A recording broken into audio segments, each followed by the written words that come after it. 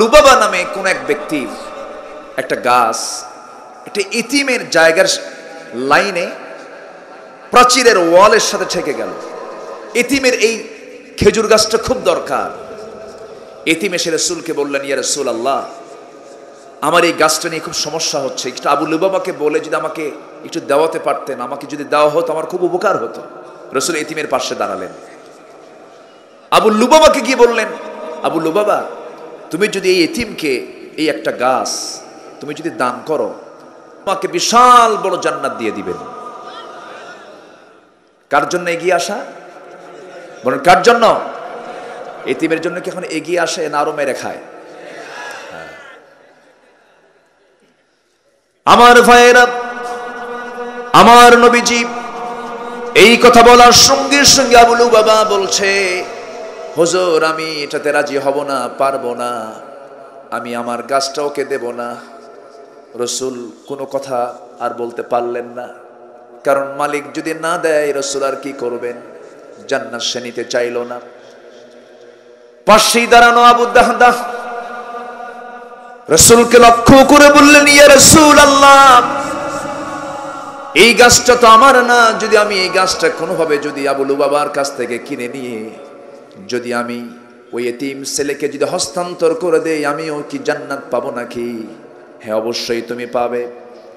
এবার আবু দাহদাহ আবু লুবাবাকে লক্ষ্য করে বললেন, ও আবু লুবাবা, আমার বিশাল বড় একটা বাগান আছে, ৬০০টি খেজুর গাছ, সবগুলো গাছে খেজুর পাকা ধরে আছে, এবং মাঝখানে আমার বিশাল বড় একটা প্যালেস বাড়ি আছে। এই বাড়ি সহ ৬০০ বাগান সহ বিশাল বড় বাড়ি সহ বাগানটা আমি তোমাকে দেব একটা খেজুর গাছের বিনিময়ে, তুমি আমারে দিবা নাকি? আবু লুবাবা বোকার মতো মুস্কি মুস্কি হাসতেছে, সে তো দুনিয়া চায়, সঙ্গে সঙ্গে রাজি হয়ে গেল। একটা খেজুর গাছের বিনিময়ে ৬০০ বাগান, ৬০০ খেজুরের বাগান সহ বাড়ি সহ সব তিনি আবু লুবাবার হাতে তুলে দিলেন। আর ওই একটা খেজুর গাছ এতিম সন্তানের হাতে উঠায়া দিয়া সোজা বাড়ির দিকে আসলেন। বাড়ি তো তিনি বিক্রি করে ফেলেছেন। বাড়ির বাহির থেকে জোরে জোরে সন্তানদের ডাক দিয়ে বলছে, ও আমার সন্তানরা, তোমরা কোথায়? তোমরা তোমাদের মাকে সঙ্গে করে ঘর থেকে বের হয়ে আসো, আজকে আমাদের বড় ব্যবসা হয়ে গেছে, জান্নাত কেনা হয়ে গেছে। কি কেনা হয়ে গেছে? জান্নাতটা কেনা হয়ে গেছে। বউ বাচ্চা নিয়ে সব বাহিরে বের করে নিয়ে সেই স্ত্রী সন্তানকে সঙ্গে করে নিয়ে বলছেন, আমার সন্তানরা, আমার বউ, শোনো, কিছুক্ষণ আগে একটা ব্যবসা করেছি, এই বাড়ি ঘর সব বিক্রি করে দিয়ে আল্লাহর জান্নাত আমার কেনা হয়ে গেছে। রাসূল বলে দিয়েছেন, জান্নাতের জন্য অবহেলা করলে চলবে না। জান্নাত কেমনে পাবো? মুজাহাদা করতে হবে। আল্লাহ রাব্বুল আলামিন বলছেন, ওয়াসারিউ ইলা মাগফিরাতিম মির রাব্বিকুম ওয়া জান্নাতিন আরদুহাস সামাওয়াতি ওয়াল আরদ উইদ্দাত লিল মুত্তাকিন। জোরে বলুন আল্লাহু আকবার। ও ঈমানদারেরা, তোমরা জান্নাতের দিকে দৌড় মারো, ওয়াসারিউ, দৌড়াও জান্নাতের দিকে, মাগফিরাতের দিকে দৌড়ে যাও, জান্নাতের জন্য মুজাহাদা করো। যে ব্যক্তি দৌড়াবে জান্নাতের জন্য, আল্লাহ বলছেন, ওয়াল্লাযীনা জাহাদু ফীনা লানাহদিয়ান্নাহুম সুবুলানা। যে বান্দা আমার পথে আসার জন্য চেষ্টা করে, আমি তার জন্য একটা রাস্তা নয়, আমি তার জন্য সুবুল, সাবিলের বহুবচন, যারা আলেম উলামা আছেন, অসংখ্য রাস্তা আমি তার জন্য খুলে দেই। জোরে বলি সুবহানাল্লাহ। এই জন্য আমার লক্ষ্য হলো, এই দুনিয়া ছেড়ে আমি কোথায় যেতে চাই? আসতে বলবেন না, কোথায় যেতে চাই? আল্লাহ বলছেন, শোনো বান্দা, তুমি 4টা কাজ করবে, আমি তোমাকে মুমিনের সার্টিফিকেট আমি আল্লাহ নিজের অফিস থেকে দিয়ে দেব। জোরে বলি সুবহানাল্লাহ। 4টা কাজ তুমি করবা, শুধু মুমিনের সার্টিফিকেট দেব না, সাথে 2টা বড় পুরস্কারও দিয়ে দেব। পুরস্কার 2টা পাবে, মুমিনের সার্টিফিকেট পাবে। আমাদের MPhil degree, MBBS degree, masters degree এরপরে এই সমস্ত কামিল পাশের ডিগ্রি আগে দরকার না, আল্লাহর পক্ষ থেকে মুমিনের ডিগ্রি দরকার। কিসের ডিগ্রি দরকার? মুমিনের ডিগ্রি দরকার, ইমানের ডিগ্রি দরকার। আসুন সেই ডিগ্রি নেবার জন্য কি কি পড়াশোনা করতে হবে, কি কি কাজগুলো আমাকে আপনাকে করতে হবে, আসুন মূল আলোচনার দিকে। আমাকে সময় দেওয়া যাবে তো? আমাকে সময় দেওয়া যাবে তো? জোরে বলি ইনশাআল্লাহ। তাহলে আমরা এখানে বসে আছি, আজকে আমরা একটা বিষয় জেনে যাব যে ইমানের সার্টিফিকেট আমাকে নিতেই হবে। কার অফিস থেকে? আল্লাহর অফিস আছে না নাই? আরশ আজিম। কি বলেন? আরশ আজিম। সে অফিস থেকে আল্লাহ তাআলা বলছেন আমি তোমাকে আমার দফতর থেকে মুমিনের সার্টিফিকেট দেব, আর দুইটা পুরস্কার আমি তোমার জন্য স্পেশাল দিব। জোরে বলে সুবহানাল্লাহ। কি সুন্দর করে আল্লাহর কথা, যে এত সুন্দর, এত সুন্দর গাথানো কথা পৃথিবীর কোথাও কোনো কিতাবে পাবেন না। বলি আলহামদুলিল্লাহ। আমার ভাইয়েরা, আল্লাহ রাব্বুল আলামিন বলছেন সূরাতুল আনফালের ৭৪-৭৫ নম্বর আয়াতে মহান রাব্বুল আলামিন বলেন ওয়াল্লাযীনা আমানু ওয়া হাজারু وجاهدوا في سبيل الله والذين آووا ونصروا أولئك هم المؤمنون حقا لهم مغفرة ورزق كريم জোরে বলুন আল্লাহু আকবার। আল্লাহ তাআলা বলছেন চারটি কাজের এক নাম্বার কাজ হলো এবং যারা ওয়াল্লাযীনা আমানু, যারা ঈমান আনবে। এখানে ঈমান আনা মানে ঈমান শুধু নামাজ পড়লেই কিন্তু ঈমানদার হওয়া যায় না। অনেক নামাজি আছে তার ঈমানই নাই, আছে না নাই বলেন? নবীর পিছনে নামাজ পড়তো কিন্তু ঈমানটা ছিল না। নবীর পিছনে সালাত আদায় করত কিন্তু ঈমানটা তাদের ছিল না। নবীর পিছনে ইক্তেদা করেছে, নামাজ পড়েছে, কিন্তু তাদের মূলত ঈমান নাই, কারণ তাদের চরিত্র হলো ওয়াইদা লাকুল্লাযীনা আমানু ক্বালু আমান্না ওয়াইদা খালাউ ইলা শায়াতিনিহিম ক্বালু ইন্না মাআকুম। জোরে বলি আল্লাহু আকবার। মুনাফিকের চরিত্র হলো তাদের কথা দুই জায়গায় দুই রকম হয়। এক জায়গায় এক রকম কথা বলবে, আরেক জায়গায় ভিন্ন রকম কথা বলবে, কিন্তু নামাজও পড়ে। এদের নামাজ কবুল করবেন না কে? আসতে বলবেন না কে? আমার নবীজি কাফেরের দ্বারা যতটুকু আক্রান্ত হয়েছেন, মুশরিকের দ্বারা যতটুকু আক্রান্ত হয়েছেন, সবচাইতে রাসূল বেশি কষ্ট পেয়েছেন হলো মুনাফিকের দ্বারা। সমাজটা আজকে মুনাফিকদের ছেয়ে গেছে, সমাজটা আজকে মুনাফিকদের ভরে গেছে। ভাইরে, সবার কাছে করজোড়ে মিনতি জানাই, মুনাফিকের চরিত্র নিয়ে আমরা মরতে চাই না, মুনাফিকের চাল আমরা করব না। মুনাফিকের এক নাম্বার বৈশিষ্ট্য হলো আল্লাহ নিজেই সাক্ষ্য দিচ্ছেন আল্লাহু ইয়াশহাদু ইন্নাল মুনাফিকিনা লাকাযিবুন। মুনাফিকদের এক নাম্বার চরিত্র হলো তারা মিথ্যা কথা কয় বেশি। মিথ্যা কথা যার মুখে আসবে ভেবে নিতে হবে আমি মুনাফিক হয়ে গেছি, মুনাফিক হয়ে গেছি, মিথ্যার ধারে পাশে যাব না আমরা। একজন বান্দা যদি আল্লাহর কাছে যদি মাফ পেতে চায়, সূরা হাজাবের শেষ আয়াতে আল্লাহ তাআলা বলছেন শুধু সত্য কথা বলবে, আমি আল্লাহ তোমার সমস্ত আমলকে আমি আল্লাহ সংশোধন করে জান্নাত দিয়ে দেব। মিথ্যা কথা বলবো না আমরা কখনো, কিন্তু আজকে মিথ্যা রাজত্ব চলছে, ঠিক কিনা? মিথ্যা রাজত্ব, এত মিথ্যা কথা মানুষ কয়। আমার ভাইয়েরা, আল্লাহ রাব্বুল আলামিন বলছেন ইয়া আইয়ুহাল্লাযীনা আমানু তাকুল্লাহা ওয়া কুলু قولا سديدا يصلح لكم أعمالكم ويغفر لكم ذنوبكم ومن يطع الله ورسوله فقد فاز فوزا عظيما ইমানদাররা তোমরা যা বলবে সোজা কথা বলবে, এনিয়ে বেনিয়ে এদিক সেদিক করে প্যাঁচ মুছ লাগায় কোনো কথা বলবে না। জান্নাত তো প্যাঁচ লাইনে নাই, বাঁকা লাইনে নাই। জান্নাত হলো ইহদিনাস সিরাতাল মুস্তাকিম, সোজা পথে জান্নাত। সোজা কথা বলবে, বাঁকা কোনো কথা বলবে না। এনিয়ে বেনিয়ে হেকমত কইরা মিথ্যা কথা বলবা না, ছল চাতুরি করবা না, মানুষকে ঠকাবা না, মানুষের ওজনে কম দিবা না, মানুষের জমিনে কোনো গন্ডগোল করতে যাবে না। সুন্দর সরল জীবন যাপন করবে, মিথ্যার ধারে পাশে যাবে না, মিথ্যা সাক্ষী দেবে না। একটা আলেমের বিরুদ্ধে মিথ্যা সাক্ষী দিচ্ছ, আলেম জেল খাটতেছে, বইয়ের হক আদায় করতে পারছে না, সন্তানের হক আদায় করতে পারছে না। তুমি মিথ্যা সাক্ষী দিয়ে নামাজ পড়ে কপাল কালো বানাইছো, হজ 3 বার করছো, তোরে জাহান্নামে আল্লাহ ঢুকাবে, ঠিক কিনা?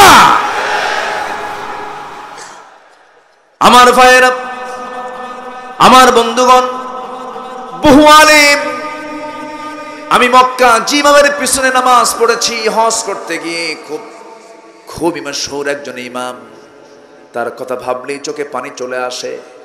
তিনি জুমার খুতবার মধ্যেই কাবা শরীফের মিম্বারে দাঁড়িয়ে যখন তিনি কনসার্টের বিরুদ্ধে কথা বলেছেন, সৌদি আরবে এখন কনসার্ট হয়, এই কনসার্টের বিরুদ্ধে, ফাহেসার বিরুদ্ধে, অশ্লীলতার বিরুদ্ধে যখন কথা বললেন, শুধুমাত্র এই হক কথা বলার অপরাধে তাকে সেই জায়গা থেকে তৎক্ষণাৎ তাকে ধরে নিয়ে জেলখানায় ঢুকালো।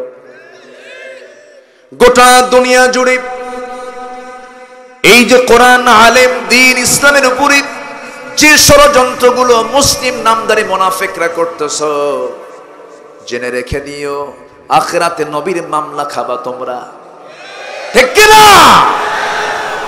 আমরা দুনিয়ার চিন্তা করি না।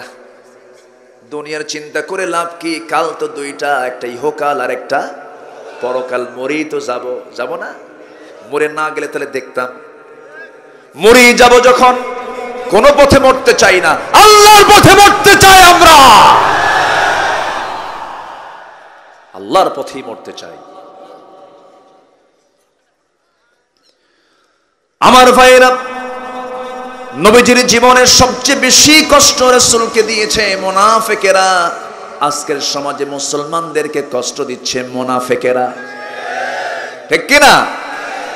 7 দিনে একদিন মসজিদে যায়, খতিবকে হুমকি ধামকি দিয়া কথা বলে, আছে না নাই? কমিটি দখল করতে করতে মসজিদ কমিটিও দখল হয়ে গেছে। খুতবা দেয় খতিব, ঘড়ি দেখে সভাপতি, থাপ্পড়া মসজিদ থেকে বের করে দেওয়া দরকার বেদকদের, আছে না নাই? তুমি কি বুঝো না? খতিব যেখানে বসেন সেই জায়গায় বসতেন মুহাম্মদ সাল্লাল্লাহু।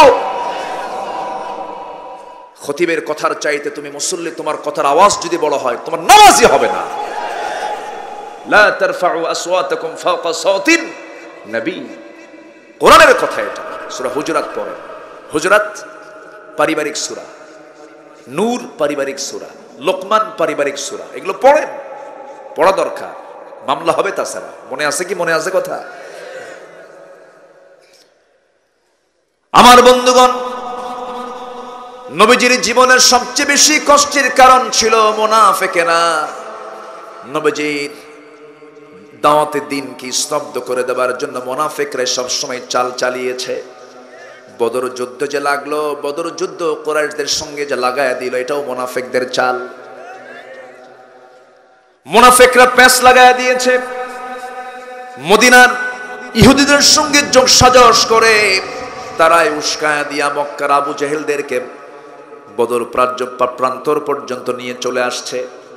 এই মুনাফিকরা বড় ধূর্ত, এদের চেহারাগুলো খুব সুন্দর হয়, দাড়িগুলো লম্বা হয়, টুপিগুলো সুন্দর হয়, জুব্বাটাও সুন্দর হয়। প্রথম কাতারেই নামাজ পড়ে দেখতে জিব্রাইল সুরতে, জিব্রাইল সিরাতে শয়তান, আছে না? আমার বন্ধুগণ, ওই সমস্ত মুনাফিকরা মুয়াজ্জিনের পাশে নামাজে দাঁড়ায়,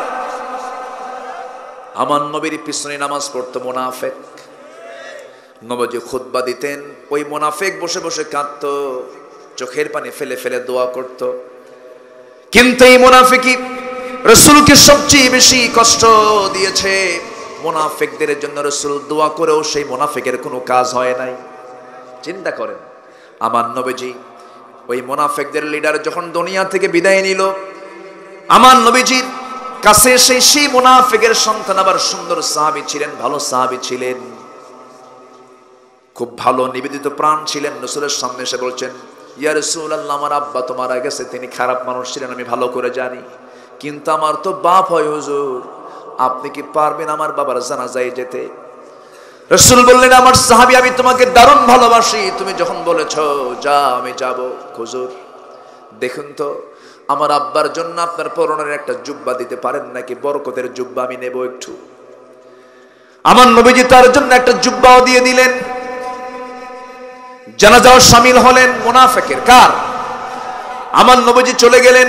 পিছন থেকে একজন সাহাবী ছিলেন, খুব রাগী মেজাজি সাহাবী ছিলেন, খুব সাহসী সাহাবী ছিলেন, তার নাম হলো ওমর।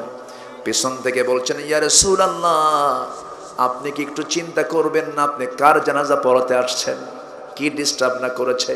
রাসূল বলছেন, ওরে ওমর, আমাকে বাধা দিও না, আমার সাহাবী খুব প্রিয়, জানাজাটা পড়ায় দেই।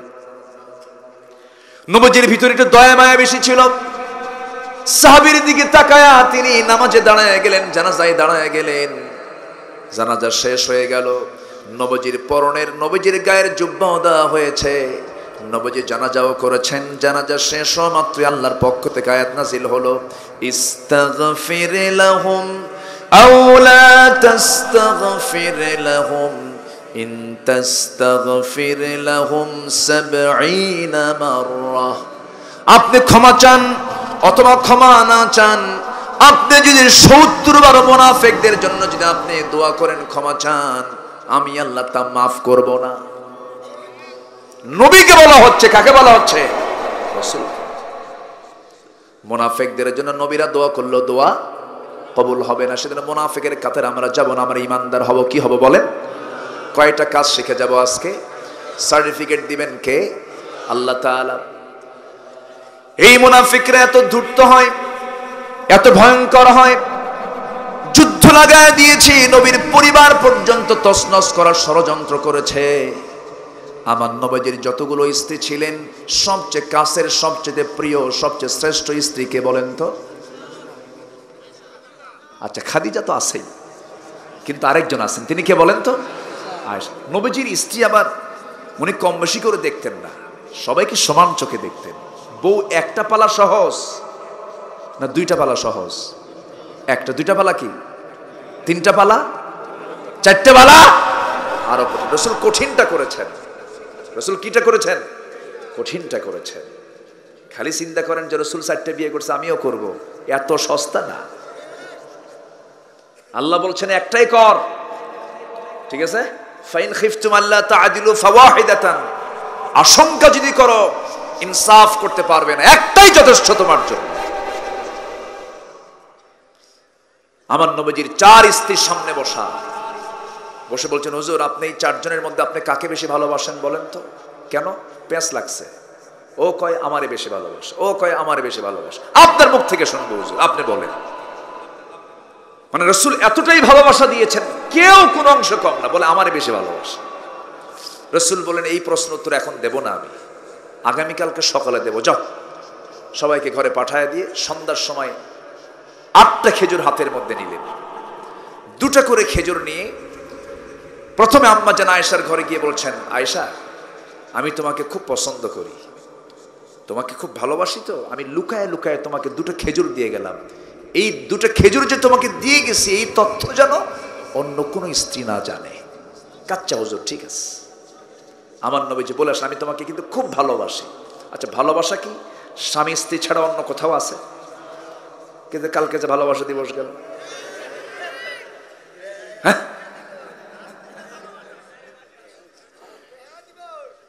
এই দিবস আমাদের দাদারা দেখে নাই, কিন্তু দেখছে? হ্যাঁ, আমাদের দাদারা দেখছে? দেখে নাই। দাদিরা খুব ভালো ছিল, দাদিদের মহব্বতটা ছিল। এখন কিন্তু ভাবির মধ্যে মহব্বত নাই। ভাবি মোবাইল করে দেয়, মোবাইল সারাদিন মহব্বত মোবাইলের সাথে, ভাইকে পাত্তাই দেয় না। এই চুয়াডাঙ্গায় আমি কোন দিন যেন আসছিলাম না? হ্যাঁ, এই তো, হ্যাঁ, কয়েকদিন আগে আসছিলাম। সেখানে কোন এক গার্জিয়ান আমাকে কথা বলতে বলতেই বলে ফেললেন। আমি বললাম, আপনার বাড়ি কোথায়? আমাকে বলতেছে। বললাম, আমার বাড়ি তো উত্তরবঙ্গে, বগুড়ায় বাড়ি, আমার জন্মস্থান বগুড়া, থাকি তো ঢাকায়। তো বলতেছে যে হুজুর, আমার তো একটা মেয়ে বিয়ে দিছে ঠাকুরগা। তো বললাম, ঠাকুরগায় বিয়ে দিলেন? এই চুয়াডাঙ্গার মানুষ এত দূর? ঘটককে হুজুর মোবাইল, কথা কি বুঝতেছেন? ঘটককে, এই যারা এগুলো করে তারাই 14ই ফেব্রুয়ারি পালন করে, ঠিক কিনা? এটার নাম ভালোবাসা নয়, এটার নাম বেহায়া লুচ্চা দিবস।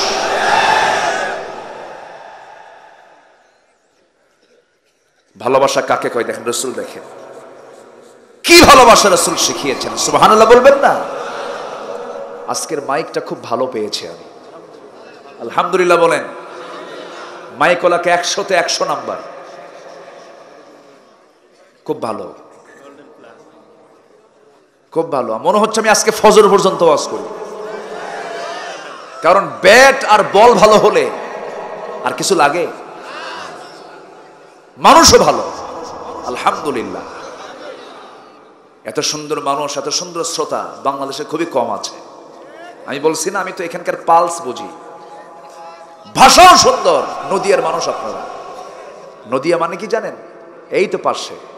বাংলার উৎপত্তি হয়েছে, বাংলা ভাষা এসেছে নদিয়া থেকে। আপনারা হচ্ছেন ভাষার রাজা। পৃথিবীর যত ভাষাবিদ আছে বাংলার, সব আপনার কাছে কাইত, ঠিক আছে? আপনার সাথে কেউ পারবে না, কারণ মার পেট থেকে অরিজিনাল ভাষা নিয়ে আসছেন আপনি। বলি আলহামদুলিল্লাহ। এই ভাষা আপনি কোথাও পাবেন না, গোটা পৃথিবীর কোথাও পাবেন না। রাজশাহীতে সালাম দিতে পারে না, কার সালাম আলাইকুম, আগে সালায়ের বলে দুলা ভাই পারে না। কি যে সমস্যা ভাষার ভিতরে ঢুকে গেছে। চিটাগাং তো কথাই নাই, আমারে সালাম দিয়া কয় আসসালামু আলাইকুম হুজুর, আই মুখতার হদ্দে আনে গামাছেননি, কি বুঝতেছেন কিছু? খুব কঠিন ভাষা। এদিক থেকে চুয়াডাঙ্গা অনেক ভালো, বলি আলহামদুলিল্লাহ। চুয়াডাঙ্গার সঙ্গে কুষ্টিও পারবে না, চুয়াডাঙ্গার সঙ্গে ঝিনাইদহ পারবে না, চুয়াডাঙ্গার সঙ্গে যশোরও পারবে না। এটা হচ্ছে অরিজিনাল প্লেস, বোঝেন নাই? কুমিল্লার শত শত সব মাতৃভান্ডার, মানে মাতৃভান্ডারের রসমালাই সবচেয়ে ভালো। এখন কত হাজার যে দোকান আছে, আসল মাতৃভান্ডার কোনটা খোঁজা কঠিন। তো মেইন বাংলা হচ্ছে চুয়াডাঙ্গা, বলি আলহামদুলিল্লাহ। আল্লাহ তুমি সবাইকে শুদ্ধ ভাষায় দ্বীনের চর্চা করার তৌফিক দিয়ে দাও, জোরে বলি আমিন। রাসূলের সঙ্গে আপনাদের মিল আছে। রাসূল বলেছেন নাহনু আফসাহুল আরব, আমি হলাম আরবদের মধ্যে সবচেয়ে শুদ্ধ আরবি ভাষায় কথা বলতে পারি। আপনি বলতে পারবেন, আমিও বাংলায় কথা বলতে পারি। খুবই সুন্দর, আপনারা বরকত পাইছেন। জন্ম তো আমার এই জায়গা হয় না ভাই, আমি পোড়া কপাল। আমার ভাষা তো আপনার চাইতে ভালো হবে না। আপনাদের ভাষার মধ্যে একটা সুন্দর একটা মজা আছে, বলি আলহামদুলিল্লাহ। তাহলে ওই সমস্ত দিবসকে আমরা পালন করতে পারি। তাহলে মোবাইলের নাম আজকে কি হলো বলেন, কি নামের? তাহলে বিয়ের আগে যদি মেয়ের হাতে ঘটক তুলে দেন, তাহলে মেয়ে কি থাকবে না ঘটক সে সাথে চলে যাবে? তাহলে দেওয়া যাবে? সাবধান, বলে দিলাম কথাগুলো, এগুলো কিন্তু খুব মেসেজ, মাথায় রাখবেন। দয়া করে প্লিজ কেউ উঠবেন না। আমি আর কিছু সময় কথা বলবো না ভাই, একটু বলি, একটু বসেন। খুবই সুন্দর, আপনারা একটু বসেন। আমার ভাইয়েরা, আমার নবীজির স্ত্রীর ভিতরে সবচেয়ে কাছের স্ত্রী ছিলেন প্রথম স্ত্রী খাদিজা, তো ভিন্ন বিষয়, তার সঙ্গে কোনো তুলনাই চলবে না। কিন্তু আম্মা জান আয়েশা ছিলেন আমার নবীজির বয়ান মতো, তিনি বলেছেন শ্রেষ্ঠ স্ত্রী হলো আমার স্ত্রী, আমার আয়েশা। নবীজি তার ঘরের মধ্যে ঢুকে বললেন, আয়েশা রে, 2টা খেজুর দিয়ে গেলাম, আমি তোমাকে ভালোবাসি, আহিব্বুক, আমি তোমাকে ভালোবাসি, আই লাভ ইউ। এটা বউকে বলা ভালো, আলহামদুলিল্লাহ বলেন। অন্যের বউ না, কিন্তু আবার নিজের বউ, সাবধান। আমার নবীজি দ্বিতীয় স্ত্রী ঘরে গিয়ে তাই বললেন, তৃতীয় স্ত্রীর ঘরে গিয়েও তাই বললেন। 4 স্ত্রী ঘরে 8টা খেজুর দিয়ে এসে পরের দিন সকালবেলা তিনি বসে আছেন, খুব খুশি 4 বউ। বিশাল খুশি হয়ে নবীর কাছে এসে বলছেন, হুজুর আপনি জানাতে চেয়েছেন আমরা 4 জনে একসঙ্গে হাজির হয়েছে, আপনি বলুন আপনি কাকে বেশি ভালোবাসেন। রাসূল মুস্কি হাসি মেরে বললেন, ও সাহাব, ও আমার স্ত্রী, আমি তাকেই সবচেয়ে বেশি ভালোবাসি যাকে আমি গত রাত্রিতে 2টা খেজুর লুকায় দিয়ে আসছি। যা, সুবহানাল্লাহ বলবেন না? বিশ্ব নবী, বিশ্ব মানের চিন্তা, আল্লাহু আকবার বলেন। সব দিকে তিনি ফিট, সব দিকে। আমার নবীর মতো অস্ত্র কেউ পরিচালনা করতে পারত না। নবীজি অস্ত্রের যে ঘুরানটা দিতেন এমন করে পৃথিবীর কেউ দিতে পারত না। নবীজি মাথায় হেলমেট পরেছেন, লৌহ বর্ম পরেছেন, অশ্বারোহী ঘোড়ার পিঠে চড়া কিন্তু সহজ কাম না। আধা ঘন্টা ঘোড়ার পিঠে চড়ে একটু দৌড় মারবেন, ঘোড়া ঘামবে না, আপনি ঘামবেন, আপনি ঘেমে যাবেন। আমার ভাইয়েরা, নবীজি সব দিকে অলরাউন্ডার ছিলেন। সেই নবীর আমরা উম্মত। আমার নবীজির সবচেয়ে কাছের স্ত্রী আম্মা জান আয়েশা সিদ্দিকা রাদিয়াল্লাহু তাআলার সঙ্গে তার বিয়ে হয়ে গেল। বিয়ে হওয়ার পরে অনেক পরের ঘটনা, শেষ জীবনের দিকের ঘটনা। আমার নবীজির সবচেয়ে বড় একটা অভিযান শেষ করে আমার নবীজি মদিনার দিকে ফিরে আসতেছিলেন। নবীজি কোথাও গেলে বউকে সাথে নিয়ে যেতেন। উহুদের ময়দানে রাসূল বউকে সাথে নিয়ে চলে গেছেন। অভিযানে গেলে বউকে সাথে নিয়ে যেতেন। নবীজি বড় একটা অভিযান শেষ করে যুদ্ধের ময়দান থেকে রাসূল ফিরে আসতেছিলেন। আম্মা জান আয়েশা সেই যুদ্ধের অভিযানে ছিলেন, তিনিও রাসূলের সঙ্গে গিয়েছিলেন। তাহলে বউকে সাথে নেওয়া কি বলেন? আস্তে কয়, একটু জোরে কর না ভাই। মায়ের একটু শোনো, একটু নিয়ে একটু ঘুরবেন, একটু এদিক সেদিক যাবেন। আপনারা জান্নাত দেখেই তো সব বগাবগি যায় বসে থাকে। বউকে একটু ঘুরে নিয়ে একটু ঘোরাবেড়া করে ঘোরানো দরকার আছে না নাই? আচ্ছা, একটু ঘুরবেন। আমার নবীজি স্ত্রীর সঙ্গে মহব্বত শিখিয়েছেন, ভালোবাসা শিখিয়েছেন। আমার নবীজি আম্মা জান আয়েশাকে সঙ্গে করে নিয়ে যখন ফিরে আসতেছিলেন, ফিরে আসার মাঝেই আমার নবীজির জীবনে একটা বড় ঘটনা ঘটে গেল। সেই ঘটনা মানে মুনাফিকরা ঘটায় ফেললো। মুনাফিকদের ষড়যন্ত্র কেমন হয় একটু আপনাদেরকে বলি, একটু শোনেন। এগুলো তো আমাদের জীবনের জন্য শিক্ষা। নবীজি ফিরে আসতেছিলেন, আম্মা জান আয়েশা ছিলেন একটা উটের পিঠে হাওদার ভিতরে। আমার নবীজির স্ত্রী তিনি একটা পালকির মধ্যে তিনি বসা ছিলেন। হঠাৎ করে রাস্তায় প্রকৃতির চাপ চাপলো, পেশাবের চাপ লেগে গেল। শৌচকার্য করার জন্য তিনি বললেন থামাও। সবাই মিলে থেমে গেল। আম্মা জান আয়েশাকে উটের পিঠ থেকে নামায় নিয়া হাওদা থেকে তিনি নেমে চলে গেলেন আড়ালে। শৌচকার্য কমপ্লিট করলেন। ফিরতে তার একটু দেরি হয়ে গেল। একটু দেরি হওয়ার কারণে ওই দায়িত্বপ্রাপ্ত সাহাবী হাওদাটা, পালকিটা তিনি ভেবেছেন আম্মা জান আয়েশা মনে হয় এসে গেছেন, খুব ভিতরে মনে ঢুকে গেছেন। এটা ভেবে আম্মা জান আয়েশা মওজুদ আছেন মনে করে, তাকে সুন্দর করে তাকে আসেন বলে মনে করে হাওদাটা উটের পিঠে উঠায় নিলেন। এখানে প্রশ্ন হলো, একটা মানুষ ভিতরে থাকলে ওজন তো বেশি হওয়ার কথা, না থাকলে ওজন কম হওয়ার কথা। কিন্তু আম্মা জান আয়েশা এত চিকন ছিলেন, লিকলিকে ছিলেন, থাকলেও সে ওজন, না থাকলেও সে ওজন। চিকন মানুষ বুঝেন নাই, বাদ পড়ে গেছেন। বাদ পড়ে যাওয়ার পর সব চলে গেছে। কিন্তু আম্মা জান আয়েশা যখন এসে দেখলেন কেউ নাই, একটু হলো ভয় পেয়ে গেলেন। কিন্তু ভরসা করলেন কার উপরে? হয়তো আল্লাহ আমাকে কোনো পরীক্ষার মধ্যে ফেলে দিয়েছেন। তিনি আয়াতুল কুরসি পড়লেন, দোয়াগুলো পড়লেন, বসে থাকলেন। বসে থেকে তিনি কাপড়টা মুড়ি দিলেন, চাদরটা মুড়ি দিয়ে ঢেকে ঢুকে থাকলেন। এমন সময় আমার নবীজি একজন সাহাবীকে দায়িত্ব দিয়ে রেখেছিলেন, শোনো সাহাবী, তুমি আমাদের সঙ্গে আসবে না, তুমি সবার শেষে আসবে। সবার শেষে আসবে, দেখবে কে বাদ পড়ে গেল। যে লোকগুলো বাদ পড়বে, সেই বাদ পড়া লোকগুলোকে তুমি তোমার নিজ দায়িত্বে মদিনা পর্যন্ত তোমার দায়িত্ব পালন করবে, পৌঁছায় দিবা। সাফওয়ান তার নাম, সাফওয়ান রাদিয়াল্লাহু তাআলা আনহু। সাফওয়ান রাদিয়াল্লাহু তাআলা আনহু দূর থেকে লক্ষ্য করছেন কেউ তো নাই, দেখতেছেন চাদর মুড়ি দিয়া পর্দা করে কে যেন বসা। সামনে দাঁড়ালেন, সামনে দাঁড়ায় দেখেন কেউ তো না, আমার নবীর স্ত্রী আম্মা জান আয়েশা, তিনি বাদ পড়ে গেছেন। চিন্তা করলেন কি করা যায়, আমি পুরুষ মানুষ, উনি তো নারী মানুষ, কিন্তু উম্মতের তো মা, সমস্যা নাই।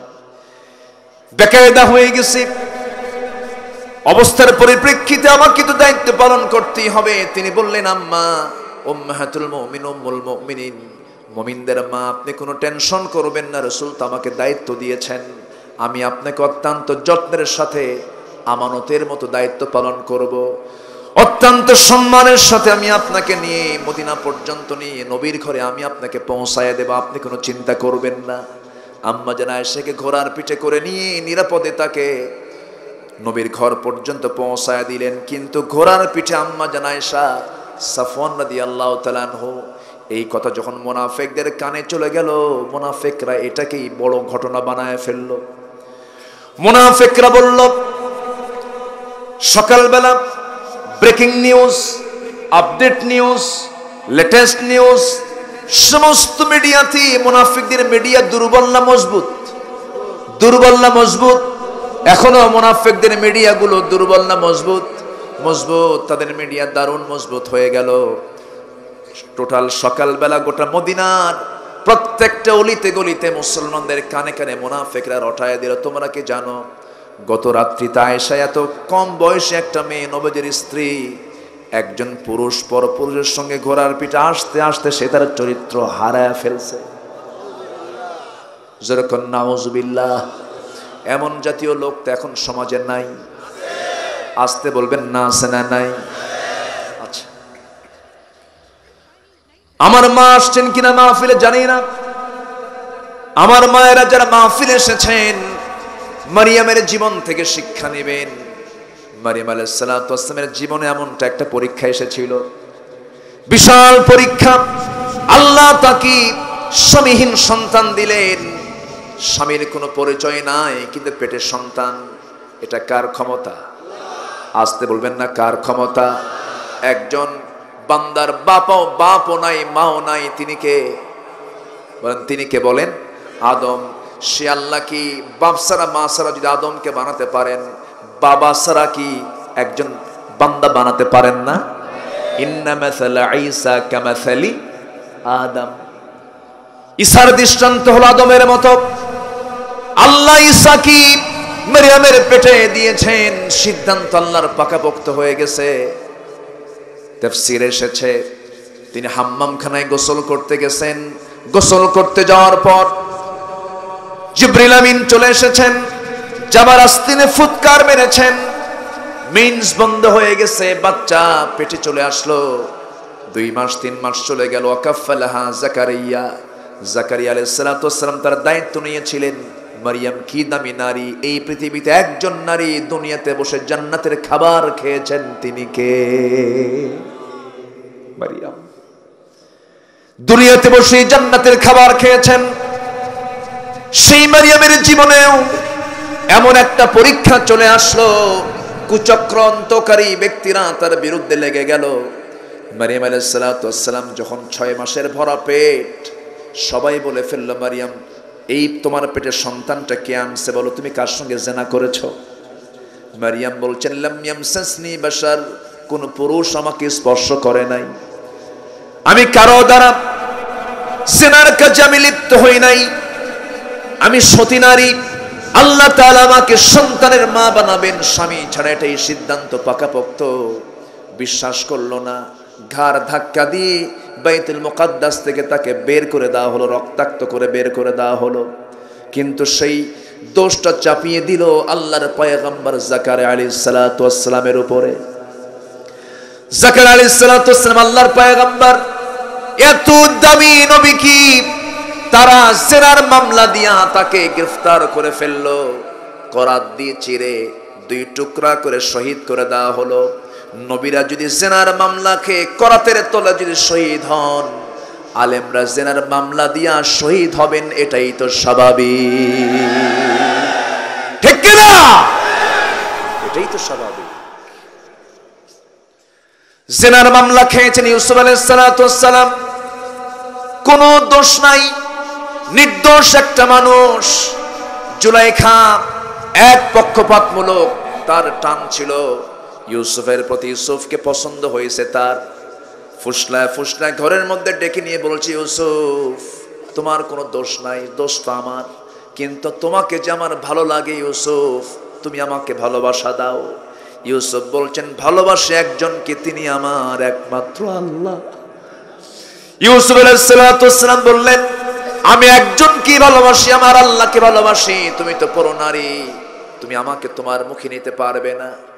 সঙ্গে সঙ্গে জুলাইখা, অধিকাংশ তাফসীর এসেছে জুলাইখা করলো কি, রাজপ্রাসাদের রানী তো সে, সম্ভ্রান্ত পরিবার, সুন্দর চেহারা ছিল জুলাইখার, তৎকালীন দুনিয়ার সবচেয়ে সুন্দরী নারী ছিল জুলাইখা। সেই জুলাইখা করলো কি, ইউসুফ আলাইহিস সালাতু ওয়াস সালাম কি ঘরের মধ্যে ফুসলি ফুসলি ডাক দিয়ে কৌশলে তাকে তুলে নিয়া 12টা দরজা লক করে দিয়া ঘরের মধ্যে ডেকে নিয়ে বলছি, ইউসুফ পৃথিবীতে এই জায়গায় একটা কীট পতঙ্গ পর্যন্ত আমাদের তথ্য জানবে না, তুমি আর আমি। সেই জায়গায় ইউসুফ বললেন, যেখানে দুজন সেখানে তিনজন হচ্ছেন আল্লাহ তাআলা। ওরে জুলাইখা, তুমি কি করবে জানি না, তবে আমি জিনার কাজে লিপ্ত হব না। তাফসীর এসেছে জুলাইখা করলো কি, মাথার চুলের খোপাটা ছেড়ে দিল, জামার পাটটা একটা একটা করে খুলতে লাগলো। টকবগে যুবক ইউসুফ আলাইহিস সালাতু ওয়াস সালাম, সূরা ইউসুফ আছে না নাই? কোরআন পড়লে, সূরা ইউসুফ পড়লে কি ভালোবাসা দিবসে কেউ যাবে নাকি? যাবে না। ইউসুফ আলাইহিস সালাতু ওয়াস সালাম তিনি সামনে বোবার মতো দাঁড়ায় আছেন। জুলাইখা তো পাগলি হয়ে গেছে, মাথার চুলের খোপা ছেড়ে দিয়া কাপড় একটা করে পাটটা খুলে সমস্ত সৌন্দর্যের পসরাটা জুলাইখা ইউসুফের সামনে ডিসপ্লে যখন করতে লাগলো, বলতেছে, ইউসুফ একটা বার তাকাও, তুমি তোমার চোখ নামাতে পারবে না।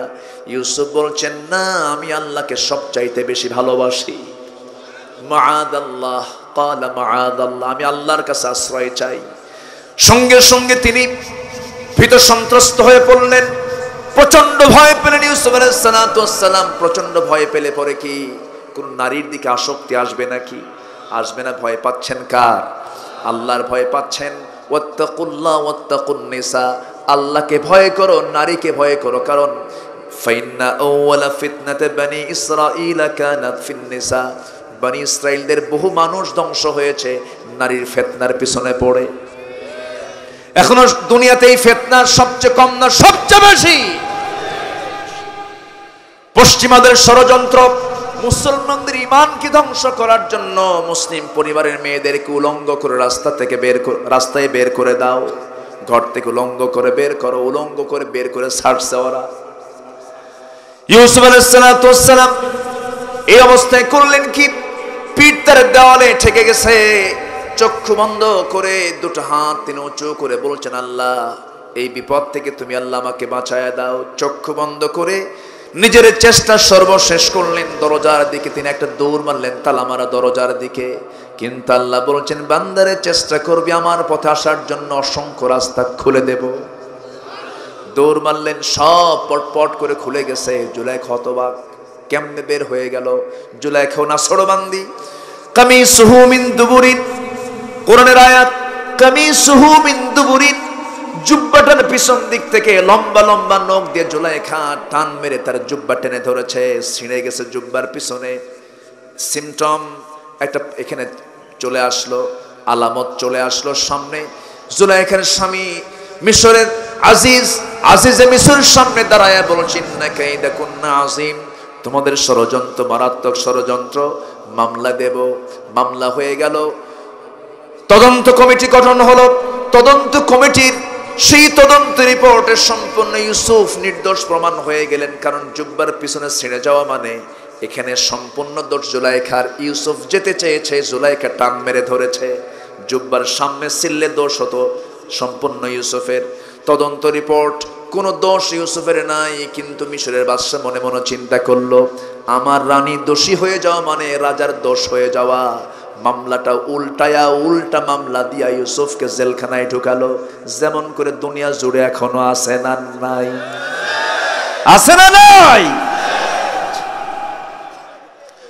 আমার ভাইয়েরা, ইউসুফ আলাইহিস সালাতু ওয়াস সালাম তাকে এসে পুলিশ এসে বলতেছে, ইউসুফ তোমার তো সাজা হয়ে গেছে, জেলখানায় তোমাকে ঢুকতে হবে, চলো জেলখানায় যাবে নাকি? ইউসুফ একটা মুস্কি হাসি দিলেন, মুস্কি হাসি দিয়ে সুন্দর করে হাত উঁচু করে বলছেন, আহাব্বু ইলাইয়া, আমার কাছে এই মুহূর্তে জেলখানায় প্রিয়। কেন? জুলাইখার ডিস্টার্ব আপাতত বন্ধ হবে। জোরে সুবহানাল্লাহ। মুমিনের প্রিয় জায়গা কোনটা? বলেন কোন জায়গা? বাইরে থাকবেন বইয়ের প্যানপ্যানানি, কি বাচ্চাদের টেনশন, ব্যবসার টেনশন, কত টেনশন, কিন্তু ভিতরে থাকবেন কোনো টেনশন নাই। কিন্তু যারা ভিতরে থাকে তার আত্মীয় স্বজন তারা সবচাইতে বড় জেলখানায় থাকে। যারা স্বামী হয়ে ভিতরে থাকে তার আত্মীয় স্বজনদের বড় জেল হয়ে যায়, তারা বেশি কষ্টে থাকে। আরো ভুক্তভোগী আত্মীয় স্বজন যারা আছে তারা বুঝতে পারে, তাছাড়া কেউ বুঝবে না রে ভাই, খুব কষ্ট, নিদারুণ যন্ত্রণা। আমার বন্ধুগণ, কথার তো থা নাই, কোন দিক থেকে কোন দিকে চলে গেছি, লাইন আবার চলে আসে। বলছিলাম আয়েশা সিদ্দিকার কথা মনে আছে নাকি আপনাদের? মনে আছে? আয়েশা সিদ্দিকা রাদিয়াল্লাহু তাআলা আনহা যখন নবীর ঘরের মধ্যে যখন ঢুকলেন, নবীর ঘরের মধ্যে ঢোকার সঙ্গে সঙ্গে নবীর কানে তো সংবাদ চলে এসেছে, নবীর চেহারাটা ফ্যাকাশে হয়ে গেছে। বইয়ের বিরুদ্ধে রিপোর্ট আসলে পরে কি কোনো স্বামীর ভালো লাগে নাকি? ভালো লাগে? মাথা কি হট না ফুল হট? আস্তে কর, শুধু হট না ফুল হট?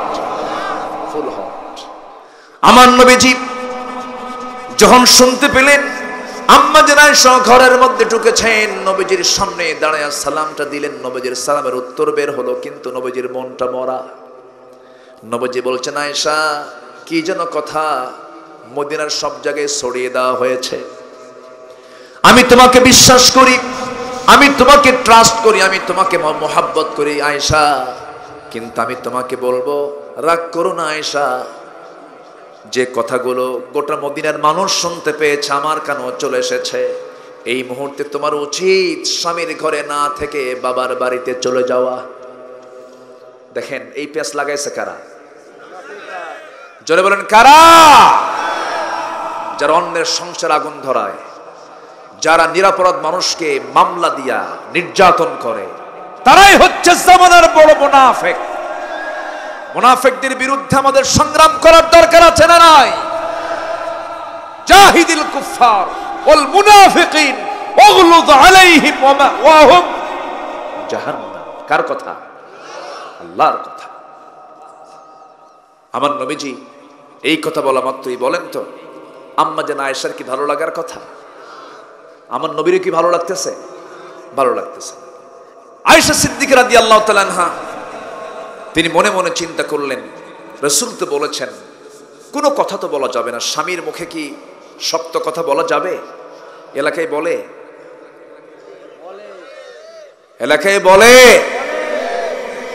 হ্যাঁ সব সব পায়ের তলায় রেখে দিয়েছে, যে স্বামীর নাম ধরে ডাকে, লিটন আছে না নাই? স্বামীর নাম ধরে ডাকে।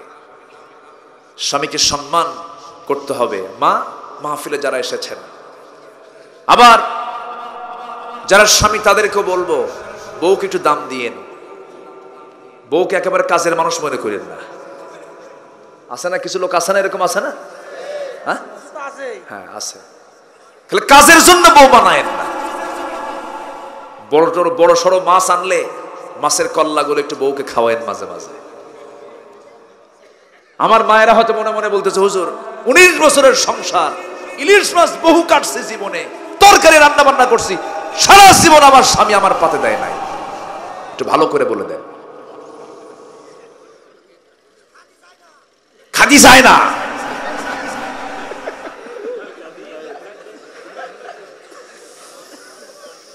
এত সুন্দর মানুষ। হ্যাঁ আমার মায়েরা তো অনেক ভালো, আমার দেশের মা অনেক ভালো, আলহামদুলিল্লাহ। আলহামদুলিল্লাহ বলেন। ভাবে যে আমার স্বামীটাই খাবে, কত কষ্ট করে আসে, ভালো। এরপরও রাসূল আগে খেতেন না, আগে বউকে খাওয়াতেন। সুবহানাল্লাহ বলবেন না?